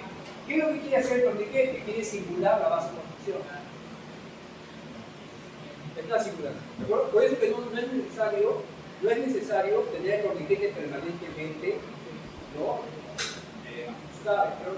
Tiene que hacerlo solamente el tiempo suficiente para que la siguiente fase de la hemostasia se reinicie. ¿Sí? Una vez que ya se reinicia y hace todo el proceso, ya no pueden desajustar. Porque de lo contrario, había una necrosis del miembro metastante. Ese es el caso de. Y en caso de que esa arteria no se pueda sujetar, no se puede hacer torniquete, ¿qué es lo que hace? Compresión. Están tratando de hacer lo mismo, ayudando a la vasoconstricción. Mejor te vean hasta las películas, ¿verdad? Los soldados, ¿no? Le sale su amigo y aprieta acá y que ya regrese. Bien, pero era compresión. Trata de hacer lo mismo, era simulación de la vasoconstricción. Entonces hay que tener conciencia de que la hemostasia, o mejor la vasoconstricción, sí se produce, pero no es efectiva. Pero vasos muy grandes y necesitan ayuda. ¿Sí? Hubo un caso hace tiempo, en una academia, creo, o en el colegio, que le dispararon a un joven en el brazo. En el brazo, le dispararon ahí. Se murió, desangrado. Arteria umbral. ¿Bueno? ¿Y para qué es la aorta? Los cruzados rompen la aorta accidentalmente y a pesar que están con todo ya se va. No se puede contener. Muy bien, ahora, ese es el caso de los vasos grandes. ¿Qué pasa en los casos de los vasos pequeños? Los capilares. Los capilares no tienen músculo liso, por lo tanto no hay vasos. ¿Dónde puede suceder eso? En las encías. En las encías. Ustedes ven, porque hay un corte de encía, ustedes ven que sangra, pero no ven un vaso realmente. Son demasiado pequeños para verlo con simple vista. Son capilares. ¿Qué harían en ese caso? ¿Torniquete? ¿Dónde? La gente no se va a dejar. Agua con sal, no podría ser. Pero ¿qué hace el odontólogo cuando ve una encía sangra? Porque dice que se enfrenta a la encía sangrante, ¿verdad? Algodón. ¿Qué hace? Lo rellena de algodón Sí. y le dice muerda. Ajá. ¿Qué está haciendo? Compresión. Está haciendo compresión. Muy bien, entonces tenemos los dos casos extremos. En los vasos muy grandes hay vasoconstricción, pero no funciona. Y los vasos muy pequeños no hay músculo liso para hacer vasoconstricción. ¿Dónde se efectiva? Los vasos de mediano tamaño, más grandes que un capilar, pero no tan grandes como un vaso. Menos de 1 centímetro. Muy bien, después de la vasoconstricción viene la activación, la lesión, la activación de la agregación planetaria. Las plaquetas son unos elementos que están circulando libremente, que cuando se rompe el vaso, acuden a la zona de la lesión, se agregan sobre ella, formando un tapón físico, un tapón plaquetario. De ahí ustedes podrán deducir que si no hay plaquetas, el sangrado nunca se va a detener. Nunca. Entonces no hay tapón pleurodental. Las plaquetas son necesarias, son imprescindibles para la vida. ¿De acuerdo? Entonces, tiene que haber plaquetas. Muy bien. Entonces, esto pasa por un proceso de adhesión, a la inactivación de las plaquetas. Esto representa las plaquetas y esta es la zona de ley. Muy bien, pero ¿qué son las plaquetas? Acá está. Acá. Esto es un megacariocito. Es una célula sumamente grande, no sé por qué. En la médula ósea ya maduró y quiere salir, porque como salen los leucocitos, el tema de aperesis sale, los glóbulos rojos también salen, y él también quiere salir y emite unos pseudópodos, pero él no puede salir porque es demasiado grande. El flujo vascular va a golpear estos pseudópodos y los va a fragmentar, y esos fragmentos son las plaquetas. Por eso que decimos, ¿qué son las plaquetas? Son fragmentos del citoplasma de una célula que se llamó megacariocito. ¿De acuerdo? ¿Son células? ¿Las plaquetas no son células? Solamente el citoplasma, no tiene núcleo. Entonces, estas plaquetas tienen en promedio un tamaño de 2 a 4 micras, son mucho más pequeñas que los glóbulos rojos, que serían 7 micras, viven de 8 a 13 días, no tienen capacidad de regeneración porque no tienen núcleo, tienen la forma de una esfera aplanada y hay una reserva de un 33% en el vaso y un 25% en el pulmón. Entre ambos hay un 50% de reserva. Las plaquetas son tan importantes, tan necesarias, que nosotros tenemos de 150.000 a 450.000 plaquetas por milímetro cúbico. ¿De acuerdo? Por milímetro cúbico. Y además tienen una reserva de un 50% más de plaquetas que se pueden movilizar en el momento que sea necesario. Por eso es que puede suceder que le toman una muestra de sangre a una persona y le da un valor de plaquetas, por decir 300.000. Sufre un proceso de estrés, algún evento importante, le vuelven a tomar otra muestra y tiene 600.000. ¿Dónde salieron? De un momento a otro. Hay una reserva que se moviliza en situaciones de estrés, por razones de estrés. ¿De acuerdo? ¿Por qué? Porque son vitales para la vida. Tiene unos receptores que se llaman GP proteína, del 1 al 9. Además tienen unos glándulos, esta es una microfotografía electrónica, vemos glándulos, aparte de los glándulos normales de glucógeno que constituyen las otras células, lo que tienen en especial son los alfa y los densos, que son necesarios para la fase de la coagulación y la fase de agregación plaquetaria que vamos a ver. Pero está lleno de glándulos, como ustedes ven, las plaquetas. Ahora, estas plaquetas provienen de la stem cell, de la línea mieloide, que va a dar lugar al precursor, que es un blasto, que es un megacarioplasto, que va a dar lugar al megacariocito, que va a dar lugar a la plaqueta. ¿De acuerdo? Ustedes ven aquí, seguro que hemos visto, ya se lo explicamos, ustedes ven aquí la fotografía, miren ustedes este microscopio, ¿no? En aumento, miren el megacariocito. Y miren el resto de la célula, mucho más grande. Al final, el núcleo queda desnudado, ya ves, citoplasma. Y esto de aquí, después es depurado por los macrófagos, ¿no? Es reciclado. Pero nunca llega a pasar. Esta es una microfotografía electrónica dentro del vaso sanguíneo. Este es un glóbulo blanco, los enfrentados son glóbulos blancos. Este es el pico bicóncavo, que es un glóbulo rojo. Y esto que está aquí señalado es el pseudópodo de la plaqueta. El pseudópodo del megacariocito. El pseudópodo del megacariocito que se está introduciendo dentro del vaso sanguíneo, que al fragmentarse va a dar lugar a la plaqueta. Sí, sería ese de aquí. Que está introducido. Muy bien. Entonces aquí tienen la trombopoiesis. Poiesis de formación trombo de plaqueta. El proceso comienza con el stem cell. ¿De acuerdo? Va a dar lugar a la unidad formadora de colonias S, unidad formadora de colonias de megacarioblastos, y después va a dar lugar a los blastos, megacaroblastos y promegacaroblastos. ¿De acuerdo? Miren ustedes que los primeros estadios tienen rectángulo azul, aquí también significa mitosis. Pero los blastos, los precursores ya no sufren mitosis, sino endomitosis. ¿Qué es la endomitosis? Es una mitosis frusta, en donde la célula intenta dividirse, duplica su material genético, duplica su citoplasma, como si fuera a dividirse, pero no se divide. Es una mitosis frusta. Y vuelve a reiniciar el ciclo.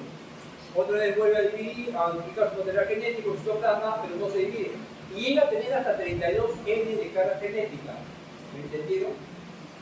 ¿Sí? Una célula normal tiene 2 N de carga genética. ¿Recuerdan ustedes eso? Sí. Ya, bueno, y puede llegar a tener 32 N de carga genética, puede tener una célula demasiado grande. Por eso se llama megacariocito. Mega es grande, cario es núcleo, cito célula. Célula de un gran núcleo. Va a formar sus gránulos, se vuelve megacariocito granuloso y después se va a formar el megacariocito trombocitogénico.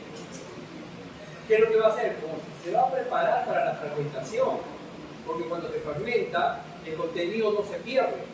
Eso significa que tiene que hacer tabiques de citoplasma, como si fuera un rompecabezas, ¿no? Y separando los compartimentos para que después, cuando venga el flujo vascular, lo rompa y salga, pero todo siempre recubierto de membrana plasmática. Por eso que hay un estadio que es el trombocitogénico, la preparación para la fragmentación. Y cada megacariocito puede dar lugar de 2.000 a 7.000 plaquetas. Todo dura de 5 a 10 días. ¿De acuerdo? Muy bien. Así como hay la eritropoyetina para los glóbulos rojos, para las plaquetas está la trombopoyetina. La trombopoyetina que es necesaria para todos los pasos y fundamentalmente lo produce el hígado, aunque también lo puede producir el riñón, pero fundamentalmente el hígado. Ahora, ¿qué pasa cuando el vaso se rompe? Las plaquetas no están circulando a la sangre. Las plaquetas circulan pegadas a las paredes. ¿Por qué? Porque los glóbulos rojos son más grandes, son más densos y más numerosos.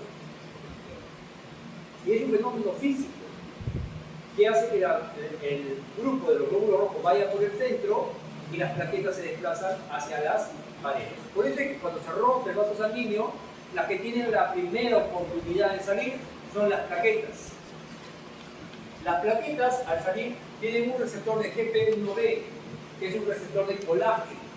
Como en el interior del vaso sanguíneo no hay colágeno, pues están libres. Pero si se rompe el vaso y salen, atrás del vaso sanguíneo hay colágeno. El receptor GP1B es un receptor de colágeno. Se quedan atrapadas a la salida de la lesión. ¿De acuerdo? Este fenómeno se llama adhesión plaquetaria. ¿Por qué adhesión plaquetaria? ¿Cuál es la contraparte de la adhesión? La cohesión. ¿Qué es la cohesión? La cohesión es entre elementos similares. ¿Sí? La adhesión es entre elementos diferentes. Por eso, ¿qué se une aquí? Se une plaqueta con colágeno, ¿sí? A través del receptor GP1B. Eso es la adhesión plaquetaria. ¿Sí? Recuérdenlo para el examen. ¿Está bien? Alternativa B. No, mentira, esto es la alternativa. No es la putera. Usted puede dar. Ya. La plaqueta tiene un receptor GP1B que siempre está activo. Y ese receptor es de colágeno. En el torrente vascular no hay colágeno.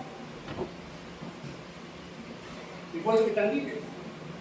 No se pegan con nada. Están libres. Sí, pero están desplazadas alrededor de las paredes. Muy bien. Cuando se rompe el vaso, la plaqueta sale. Pero este es el endotelio, la matriz, esta es la membrana basal, y esto es la matriz subendotelial, que tiene colágeno. Por eso que la plaqueta al salir se va a quedar pegada al colágeno. ¿De acuerdo? Y la unión de colágeno con plaqueta se llama adhesión plaquetaria. ¿De acuerdo?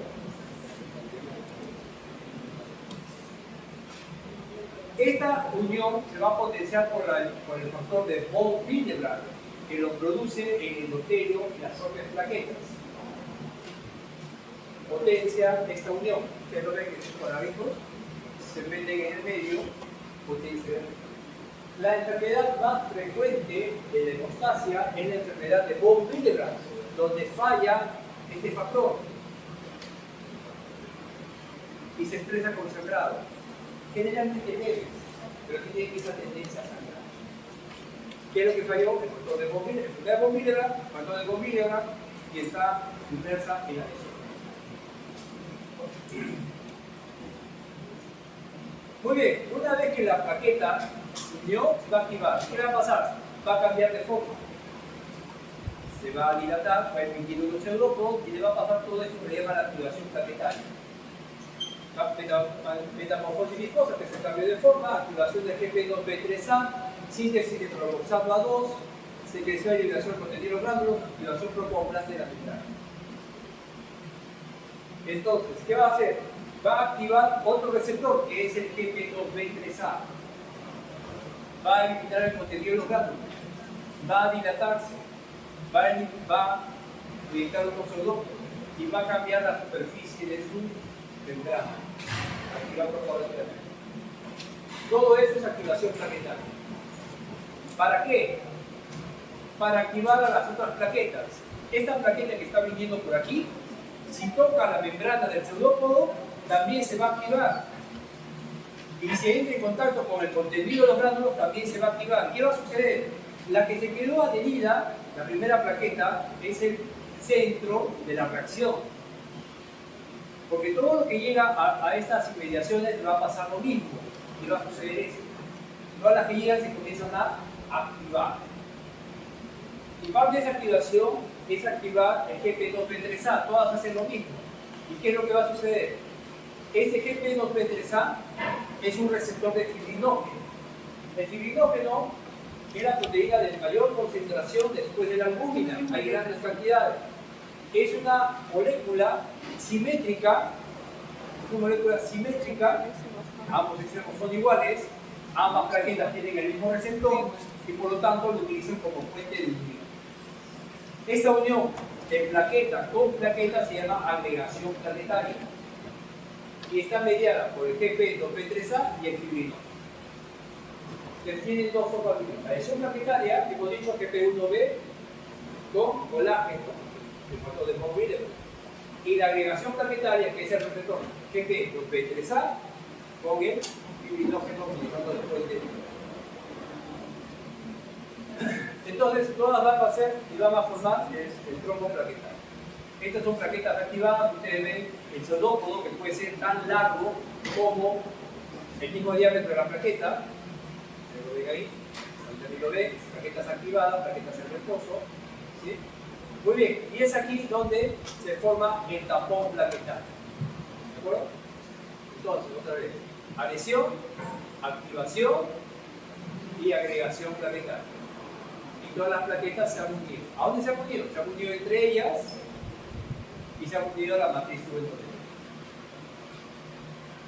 Entonces, ustedes en la práctica van a hacer lo que sucede, y ustedes van a hacer el tiempo es aquí, que con una lanceta, que es una chiquita de metal, estandarizada, siempre de mismo tamaño, van a hacerse un piquete con el antebrazo o la oreja. Y van a contar el tiempo en que se detiene el sangrado. ¿Ese tiempo que se detiene el sangrado qué es? ¿Qué significa?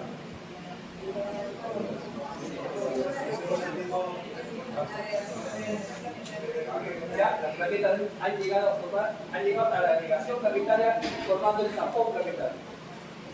¿De acuerdo? Eso es lo que indica. Primero ustedes dicen dos cosas.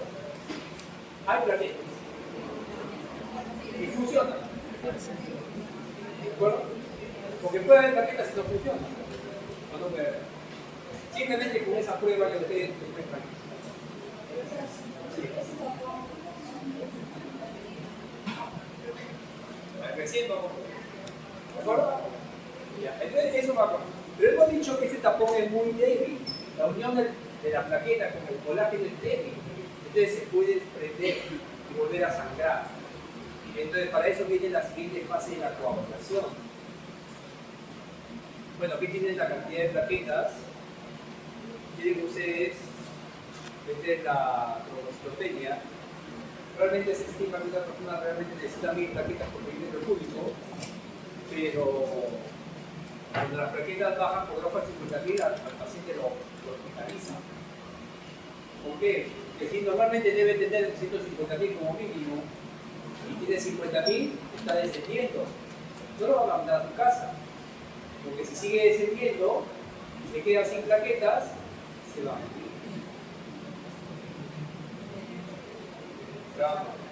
Se puede desangrar. Se puede desangrar. ¿Y por qué? Porque normalmente nosotros estamos haciendo microtraumas que se están reparando. Cuando las articulaciones, los músculos, el corazón cuando late, el pulmón cuando se expande, las vísceras cuando se mueven, todo lo que roza o golpea genera microtraumas microscópicos, los cuales se tienen que reparar, necesitan plaquetas. Si no se reparan, esos microtraumas se hacen más grandes. Por eso una persona que se queda sin plaquetas, así usted no le pegue. O sea, la pone en una cama, en reposo, no se cae, nadie la golpea, solo está postrada, va a sangrar. Internamente, pero va a sangrar, porque se quedó sin plaquetas.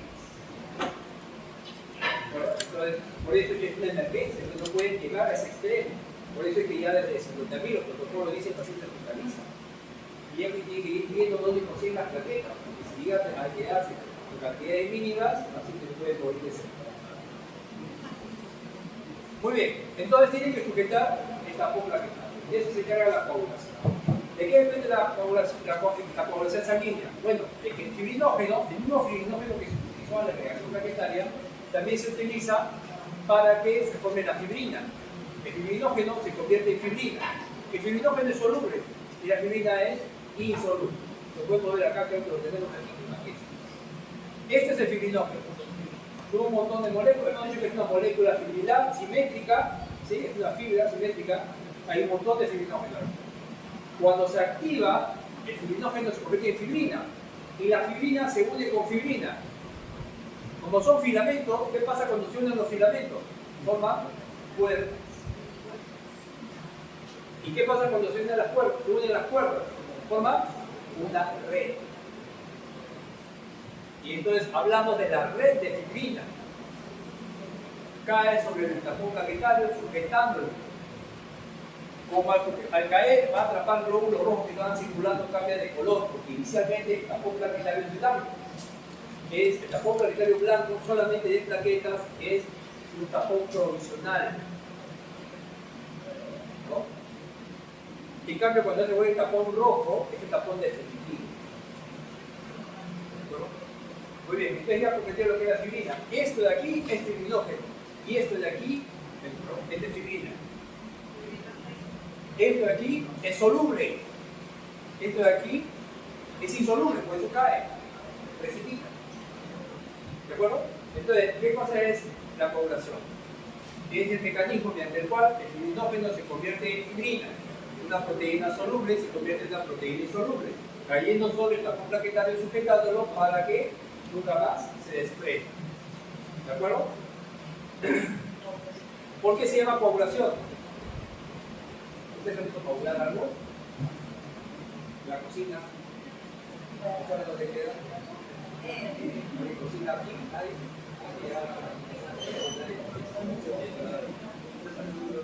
A ver, ¿recuerdan ustedes algo que se coagula? El huevo. El huevo. Cuando ustedes agarran un huevo y lo echan al agua caliente, la sopa, quieran hacer con agua caliente, ¿el huevo qué es? Es un fluido. Ustedes lo ponen en un vaso, adoptan la forma del vaso, ¿verdad? Sí. Es un fluido, es un líquido, fluido. Cuando lo meten al calor, se convierte en un sólido. Y ahí están diciendo que eso es coagulación. Entonces, ¿qué es coagulación? Un fluido se convierte en un sólido. Las moléculas estaban disueltas, y por eso que no estaban firmemente unidas, estaban sueltas, y por eso que tenían, era fluido. Pero cuando ya se unen entre ellas firmemente, se vuelve un sólido, ya nada las mueve. ¿De acuerdo? En otro caso, la gelatina. Pero por el calor, es por el frío. ¿Sí? Es un fluido, es un fluido. Lo meten al refrigerador y lo sacan de un sólido. Líquido a sólido. Se acopla. Acá también sucede lo mismo.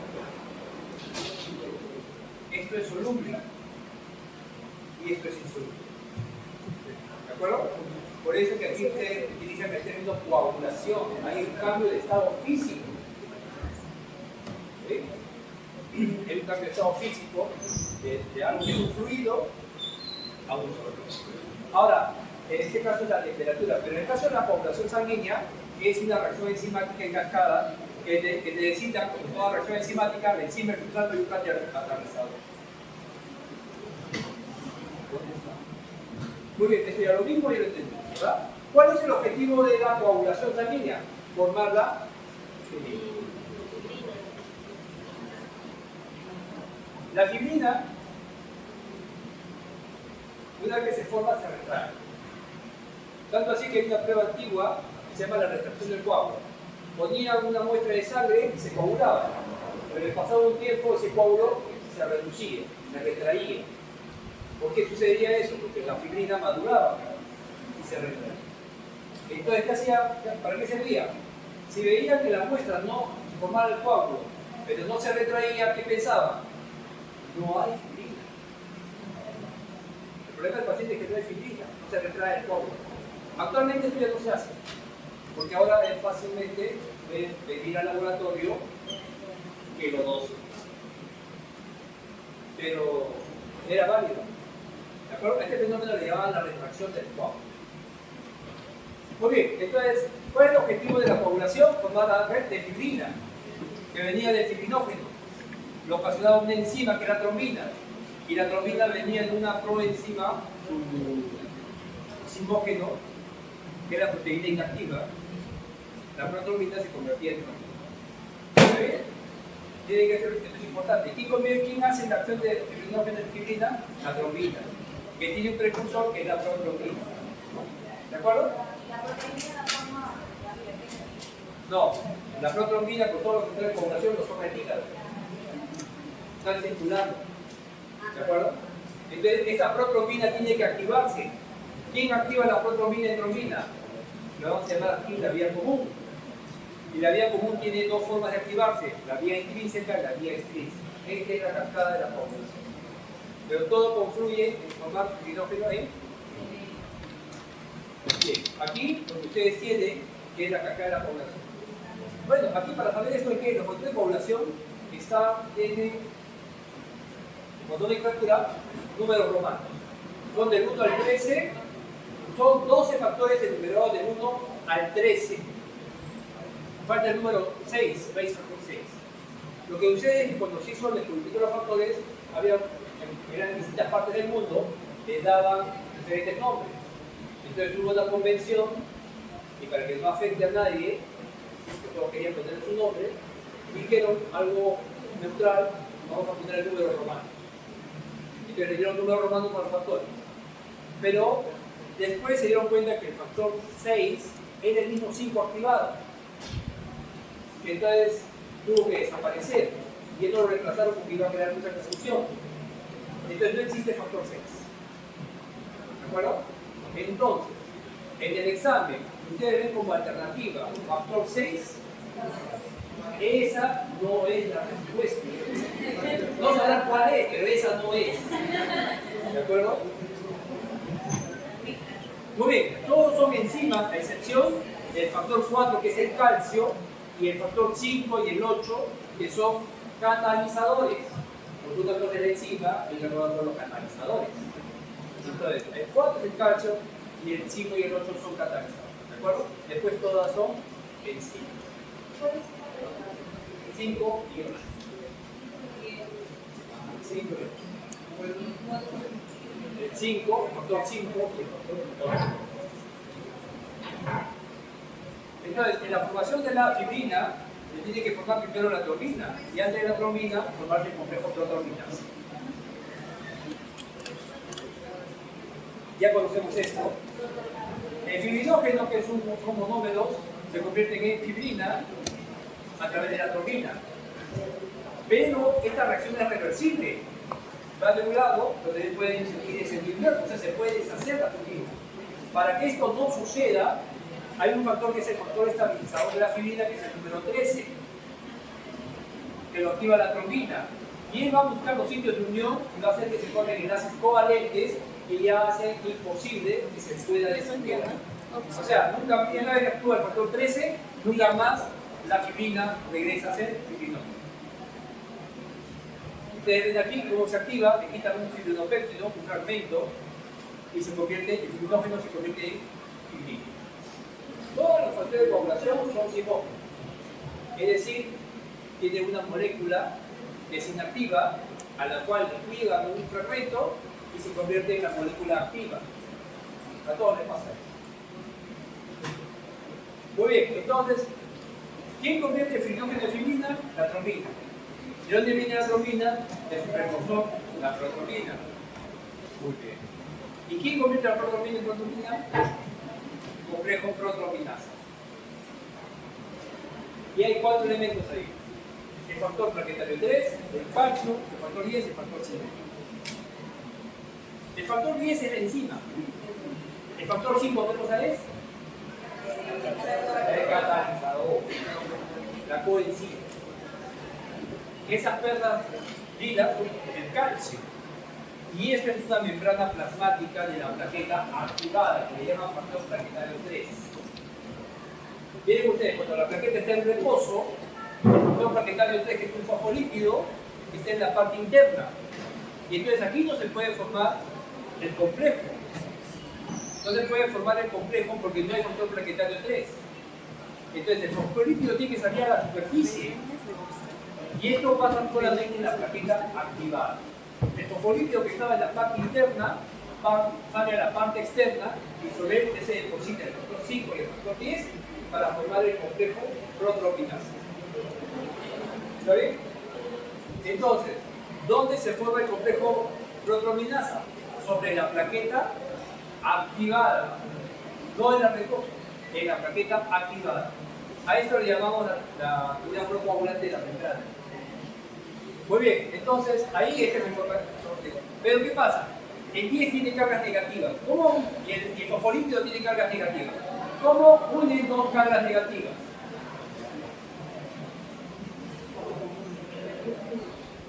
¿Cómo? ¿No?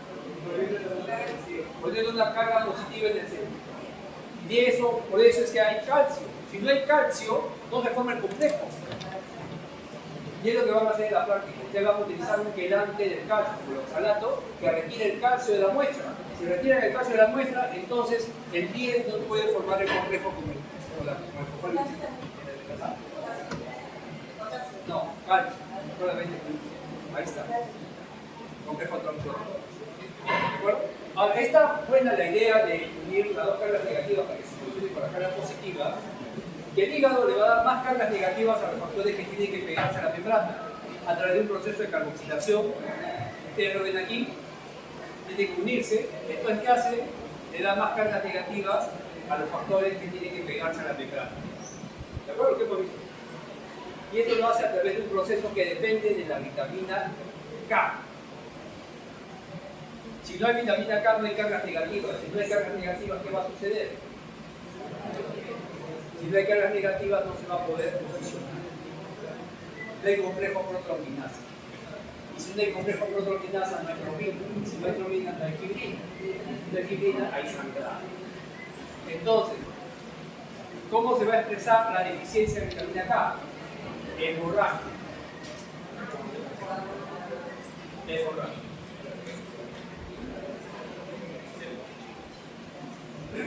¿De acuerdo? Porque no, y esto lo hace el hígado.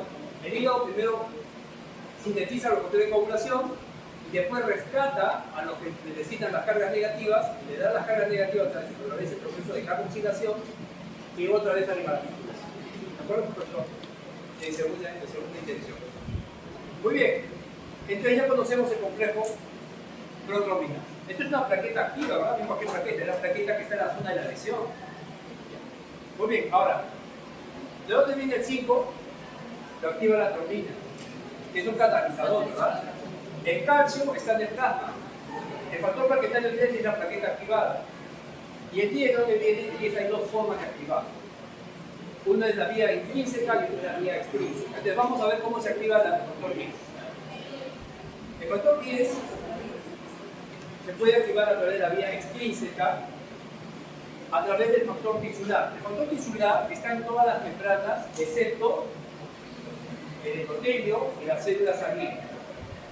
Todas las células tienen factor tisular, pero este factor tisular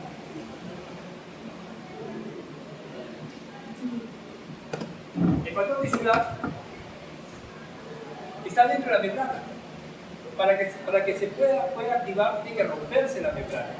Si se rompe la membrana, se expresa el factor tisular, se expone. Y él con el factor 7 van a activar al factor 10. Se rompe la membrana, expone el factor tisular, se une con el factor 7, que también tiene que posicionarse en la membrana, por eso tiene carga negativa, utiliza calcio, y activa el factor 10. ¿De acuerdo? Esa es toda la vía del factor 10. ¿Sí? ¿Lo vemos aquí? A ver, este es el vaso sanguíneo. Se rompe. ¿Sí? Un accidente, se rompe. Sale la sangre. Se forma el tapón plaquetario. Aquí se forma la plaqueta activada, el tapón plaquetario 3, ¿verdad? Ya, muy bien. Y por el otro lado, se rompe membrana. ¿Qué pasa cuando se rompe la membrana? Sale el factor tisular. Todas las células tienen factor tisular, excepto lo que está en el vaso sanguíneo, estamos viendo. Y no lo rojo, lo consigo, ni lo tengo. Pero después todas las células tienen. Entonces, cuando el cuchillo hace la lesión, rompe células epiteliales, adipocitos, fibras musculares, fibras nerviosas, fibroblastos. Todas esas células se rompen, esas membranas se rompen y exponen el factor tisular.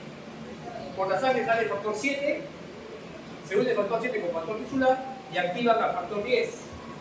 Y este factor 10 va sobre el factor plaquetario 3, forma el complejo protrombinasa, el cual activa la protrombina y trombina, y la trombina es el inoculoquímico. Lo que ustedes ven, están viendo es el concepto, se une el concepto de lesión tisular con la fase de la coagulación. ¿De acuerdo? Entonces, el factor tisular que hemos visto está en todas las células excepto. ¿Por qué no hay factor tisular en el vaso sanguíneo? Porque normalmente el torrente vascular puede obstruir la membrana. Y si hubiera factor tisular, activaría la coagulación cuando no se ha roto. Entonces la naturaleza ha retirado el factor tisular del vaso sanguíneo y todo lo que hay adentro. ¿Y por qué se llama vía extrínseca? Porque se inicia con el factor tisular y el factor tisular está en las células que están fuera del vaso sanguíneo. Ustedes no se pueden equivocar. ¿Sí? El factor tisular está por fuera siempre. Muy bien, esa es la vía extrínseca. En la vía intrínseca, el 10 hay otra forma. Hay otro complejo, que es el complejo de NASA, que es muy similar, que en vez de 10 tiene 9, en vez de 5 tiene 8. Después es lo mismo el factor plaquetario 3 y el calcio. ¿Sí? Ese es el complejo de NASA. Aquí también, ¿quién activa el 8? La trombina. El calcio está en el plasma, el factor plaquetario 3 es la membrana de la plaqueta, y el 9 ¿quién lo activa? El 11, y el 11 ¿quién lo activa? El 12, y el 12 ¿quién lo activa? Una carga negativa. Así lo vamos a hacer. Acá tienen toda la caja de la coagulación. ¿Me entienden? Se rompe la membrana. A ver. Repaso, ya para terminar. Fibrinógeno se convierte en fibrina. El 12 es la protrombina. Se convierte en trombina. Activa el fibrinógeno y fibrina. ¿Quién convierte la protrombina en trombina? Complejo protrombinasa. ¿De qué está compuesto? El 10, factor plaquetario 3, calcio y 5. ¿Quién activa el 5? La trombina activa el 5, que pasa una raya. El calcio en el plasma, factor plaquetario 3 en la plaqueta. El 10, hay dos formas. El de abajo es la vía extrínseca, extrínseca, con el factor tisular y el factor 7. La vía intrínseca viene con el complejo de NASA, que es muy similar. En vez de 10 tiene 9, en vez de 5 tiene 8. El 9 lo activa el 11, el 11 lo activa el 12 y el otro vamos a dejarlo con una superficie compartida.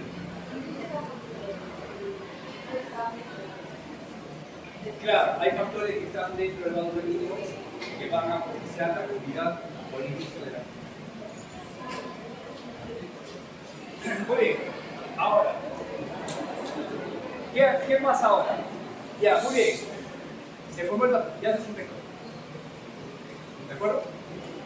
Se repara el tejido y ahora viene el problema de que ahora esto ya no es necesario, pero obstruye el flujo sanguíneo y entonces tiene que disolverse. Y de eso se encarga la plasmina que ustedes ven aquí.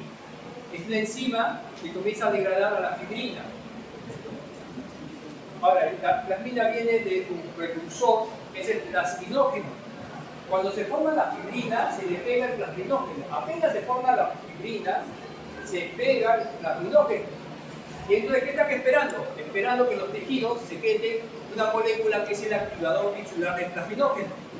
Cuando los tejidos sanan, secretan esta molécula, activan el plasminógeno, lo convierten en plasmina y degradan el coágulo, haciendo que se fragmente, se vaya con la circulación, pero más por favor lo depura, famosita y lo presenta. Y otra vez queda todo como estaba ahí. Esta fase de la fibrinólisis. Bueno, eso es todo. Muchas gracias.